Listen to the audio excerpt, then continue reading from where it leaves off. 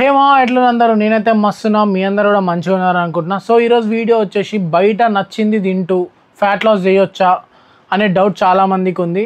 100% చేయొచ్చు. నేను చెప్పే ఈ 3 స్టెప్స్ ఫాలో అయితే మీరు ఈజీగా ఫ్యాట్ లాస్ చేయగలుగుతారు. సో వీడియోలోకి వెళ్ళే ముందు కొత్తగా చూస్తున్నట్టయితే సబ్స్క్రైబ్ చేసుకోండి. అండ్ ఇక్కడ నా ఇన్స్టా హ్యాండిల్ కూడా ఇస్తున్నా, ఫాలో కొట్టేసుకోరి. అండ్ రీసెంట్గానే మనం ఆల్మోస్ట్ రీసెంట్గా మనం 7K సబ్స్క్రైబర్స్ అయితే హిట్ చేసినాం.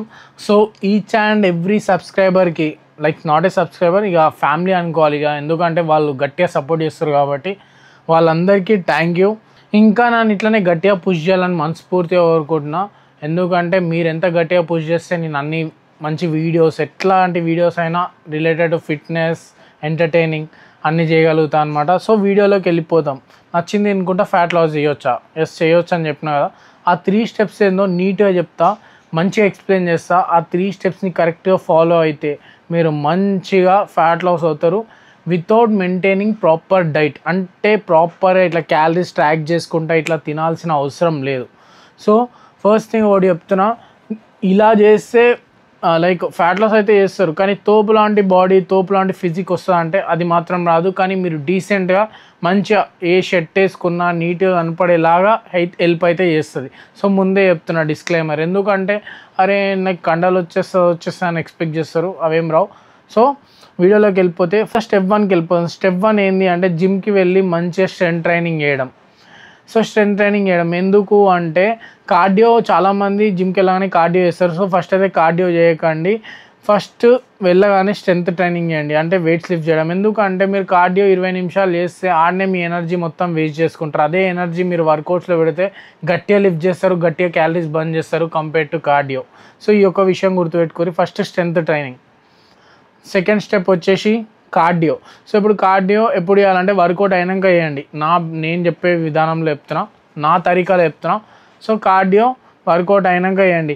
కానీ ఇక్కడ ప్రాబ్లం ఏమైపోతుంది అంటే కార్డియోలో ఎంత చేయాలో తెలియదు చాలా జనరల్గా జనాలకి.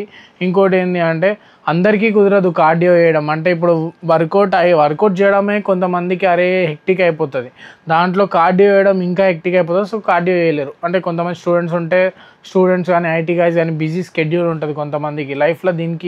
దీనికి టైం కేటాయించి దీనికి టైం ఇవ్వలేరు. సో వాళ్ళు కార్డియో ఎట్లా కంప్లీట్ చేయాలో నీట్గా చెప్తా. ఫస్ట్ అయితే మీరు పొద్దున్న లేవగానే ఏంటంటే జల్దీలు ఉంటారు, హరీబరీలు ఉంటారు. సో కాలేజ్కో ఆఫీస్కో వెళ్ళిపోతారు. సో అప్పుడు చేయలేరు. సో కానీ ఈడు ఏం చేస్తారంటే ఆడికి పోయినాక, ఆఫీస్కి వెళ్ళినాక, లంచ్ తిన్నాక పక్కా మీరు 30 నిమిషాలు అయితే బాతాకని అయితే కొడతారు. ఎందుకంటే నేను కాలేజ్లో ఉన్నప్పుడు నేను అదే చేస్తుండే, జాబ్లో ఉన్నప్పుడు అదే చేస్తుండే. 30 మినిట్స్ లంచ్ అయిపోగానే 30 మినిట్స్ మంచిగా కూర్చొని ముచ్చట్లు వేస్తుండే. ఆ కూర్చునే బదులు మీరు ఏం చేస్తారంటే నడుచుకుంటా ముచ్చట్లేయండి. ఆడ 30 నిమిషాల్లో మీకు 2000 స్టెప్లు 3000 స్టెప్లు అయితే ఈజీగా అయిపోతాయి. కానీ తర్వాత ఏంటంటే మీరు అటు వాష్రూమ్ అని అటు తిరగడం ఇటు తిరగడంలో ఒక 2K స్టెప్స్ అయిపోతాయి. ఇక్కడ 5K స్టెప్స్ అయితే డన్ అయిపోతాయి. ఇంకో 5K స్టెప్స్ లెఫ్ట్ అవుతాయి. అంటే జనరల్గా ఎన్ని స్టెప్స్ వేయడం బెటరు అంటే కామన్ లైక్ ఎవరైనా ఫిట్నెస్ రిలేటెడ్ ఉన్నవాళ్ళు అంటే జిమ్కి వెళ్తున్న వాళ్ళు 10K స్టెప్స్ మినిమం పెట్టుకోండి. ఎందుకు అంటే ఓవరాల్ కార్డియోవాస్కులర్ హెల్త్కి అంటే మీ హార్ట్ హెల్త్కి కూడా చాలా మంచిది 10K స్టెప్స్ మినిమం వేయడం. సో దానికన్నా ఎక్కువ వేసినా కూడా ఇంకా మంచిదే. 10K మినిమం పెట్టుకోండి. సో ఇక్కడ 5K అయిపోతాయి నేను చెప్పిన కదా. సో రాత్రి మళ్ళీ తర్వాత డిన్నర్ చేస్తారు. డిన్నర్ చేసినాక మళ్ళీ ఒక అర్ధగంట టైం అయితే పక్కా ఉంటుంది. తినంగానే వెళ్ళి పడుకోరు. ఓ 30-40 మినిట్స్ టైం అయితే ఇస్తారు. ఆ 30-40 మినిట్స్లో ఇంకో మిగతా స్టెప్స్ అయితే కంప్లీట్ చేయగలుగుతారు. సో ఇట్లా చేస్తే మీ 10K స్టెప్స్ అయిపోతాయి. సో ఇవి ఫస్ట్ 2 స్టెప్స్ ఇవి చాలా ఇంపార్టెంట్ స్టెప్స్. ఇంకా స్టెప్ 3 అంటావా డైట్. అరే బ్రో డైట్ లేదన్నో మళ్ళీ మేము ఎట్లా పడితే అట్లా తినొచ్చు అన్నో. మళ్ళీ డైట్ దగ్గరికి వచ్చిన ఏంటంటే మీరు ఎట్లా పడితే అట్లా తినొచ్చు, కానీ దానికి నేను చెప్పే విధానంలో తినండి. చెప్పే విధంగా తినండి. వర్డ్స్ వస్తాయి. చెప్పే విధంగా తినండి. దాన్నే పోర్షన్ కంట్రోల్ అంటారు. అంటే మీరు తినే ప్రతి ఫుడ్లో పోర్షన్, అంటే ఇంత పోర్షన్ ఇది ఉండాలి, ఇంత పోర్షన్ ఇది ఉండాలి, ఇంత పోర్షన్ ఇది ఉండాలి అని కంట్రోల్ చేసుకొని తింటే మీకు బెటర్ రిజల్ట్స్ వస్తాయి. సో ఇప్పుడు మనం తినే 4 మీల్స్ తింటాం. బ్రేక్ఫాస్ట్, లంచ్, స్నాక్స్, డిన్నర్, ఈ 4 మీల్స్ ఎక్స్ప్లెయిన్ చేస్తాను. సో ఫస్ట్ బ్రేక్ఫాస్ట్లోకి వెళ్ళిపోదాం. సో బ్రేక్ఫాస్ట్లో ఏంది జనరల్గా మీరు చేయాల్సింది ఏంటి అంటే completely avoid oily foods. Oily foods అనేవి కంప్లీట్గా అవాయిడ్ చేయండి. లైక్ ఎట్లాంటివి అంటే వడ, పూరి, బోండా కంప్లీట్గా ఆయిల్లో డీప్ ఫ్రై చేస్తారు చూడు, అట్లాంటి ఫుడ్ని అయితే కంప్లీట్గా అవాయిడ్ చేయండి. సో ఫస్ట్ స్టెప్ అది, ఫస్ట్ థింగ్ అది. సెకండ్ ఏంటి అంటే మీరు ఇక్కడ ఏ బ్రేక్ఫాస్ట్ ప్రిఫర్ చేయొచ్చు, ఎందుకంటే చాలామంది ఓట్స్ తినాలంటే మళ్ళీ అది డైట్ అయిపోతుంది బ్రో, ఓట్స్ అవన్నీ తినలేము మేము, టైం దొరకదు, అది దొరకదు, చాలా రీజన్స్ అయితే చెప్తారు ఫుడ్కి. పర్లేదు, వాళ్ళకి చూసే వాళ్ళకి హెల్ప్ అవ్వాలని నేను చేస్తున్నా, ఎందుకంటే నేను ఇది ట్రై చేసిన. సో ఇక్కడ ఏం చేస్తారంటే ఇడ్లీ తినడం, ఇడ్లీ, దోశ, ఉత్తప్పం ఇలాంటివి ప్రిఫర్ చేయడం బెటరు. అవేంటి అంటే రైస్ నుంచి చేస్తారు, రైస్తో అవి మిక్చర్ అవే ఉంటాయి. సో ఏంటంటే గుడ్ కార్బోహైడ్రేట్స్ అయితే దొరుకుతుంది. కానీ ఇక్కడ దొరకనివి ఏంటంటే ఫ్యాట్స్ ఇంకా ప్రోటీన్. ఫ్యాట్స్, ప్రోటీన్ ఎట్లా తినాలంటే ఫస్ట్ ప్రోటీన్కి వెళ్ళిపోం. ప్రోటీన్ ఏంటి అంటే మీరు దోశ వేసుకున్నప్పుడు ఒక 4 గుడ్లతో ఎగ్ దోశ వేయడం కూడా అవుతుంది, సాధ్యమవుతుంది. లేదంటే బాయిల్డ్ ఎగ్స్ పెట్టేయచ్చు 4, అది ఎంత టైం కూడా పట్టదు. మీరు స్నానంకి లేవంగానే 4 బాయిల్డ్ ఎగ్స్ పెట్టేసేయండి అని ఇంట్లో చెప్పగానే వాళ్ళు పెట్టేస్తారు. మీరు స్నానం అంతా వచ్చి టిఫిన్ చేద్దామనే టైంకి మీకు ఎగ్స్ కూడా రెడీ ఉంటాయి. ఆ ఎగ్స్ తినడం వల్ల ఏంటి అంటే అక్కడ గుడ్ ఫ్యాట్స్ కంప్లీట్ అయిపోతుంది, ప్రోటీన్ ఇంటేక్ కూడా కంప్లీట్ అవుతుంది. సో ఇట్లా చేయడం వల్ల మీకు బ్రేక్ఫాస్ట్లో ఒక 4 ఎగ్స్ తింటే 24 grams of protein, around 26 grams of protein వస్తుంది ఆ దోశ నుంచి కానీ ఇంకా అంత ఓవరాల్గా. సో ఇట్లా తినడం వల్ల మీరు అటు good amount of carbs complete చేస్తారు, ఫ్యాట్స్ కంప్లీట్ చేస్తారు, ప్రోటీన్ కూడా కంప్లీట్ చేస్తారు. సో నెక్స్ట్ లంచ్కి వెళ్ళిపోదాం. లంచ్లో పంచాయతీ ఏంటంటే మన ఇంట్లో రైస్ తింటాం, ఏదో కర్రీ ఉంటుంది ఓకే, కానీ ఇక్కడ ఉండేది ఏంటి అంటే ప్రోటీన్ సోర్స్ అనేది ఉండదు.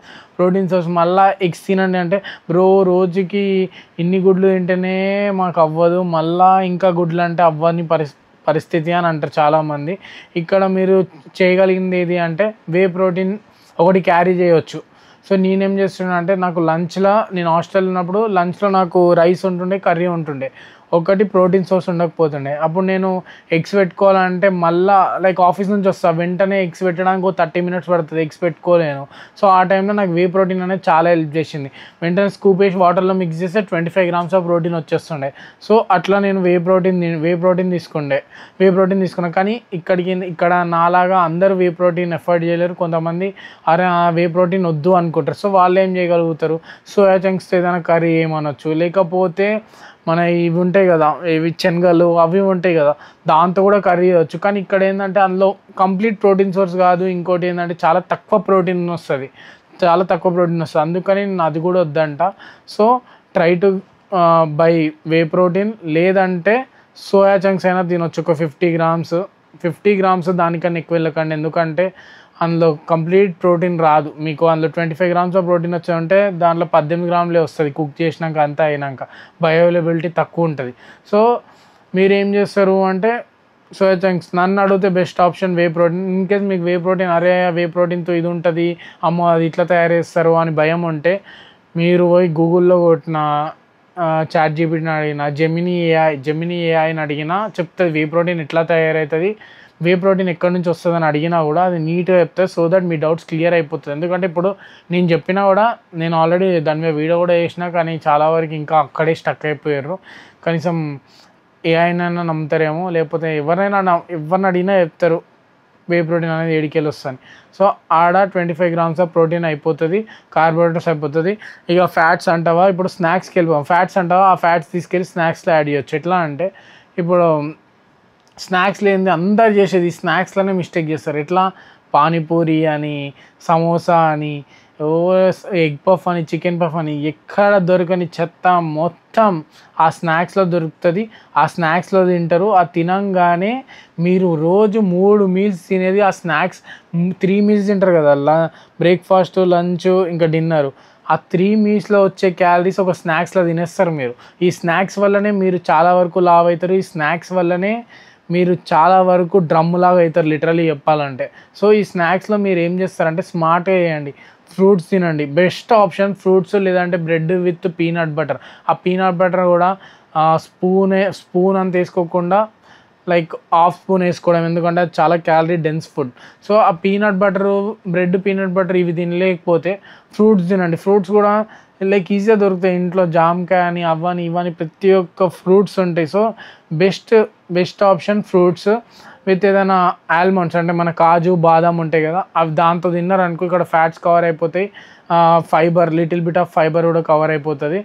అండ్ డిన్నర్కి వెళ్తే డిన్నర్లో ఏంటంటే రైస్ కర్రీ ఉంటుంది, మనకు లేనిది ఏముంటుంది, ఓన్లీ ప్రోటీన్ అయితే ఉండదు. సో అప్పుడు కూడా మీరు ఎగ్స్ అయితే ఆరామ్సే తినగలుగుతారు. లైక్ మేమేమంటామంటే ఇప్పుడు పప్పు అన్నం ఉందనుకో దాని అంచుకు ఆమ్లెట్ ఏ మమ్మీ అని అడుగుతాం.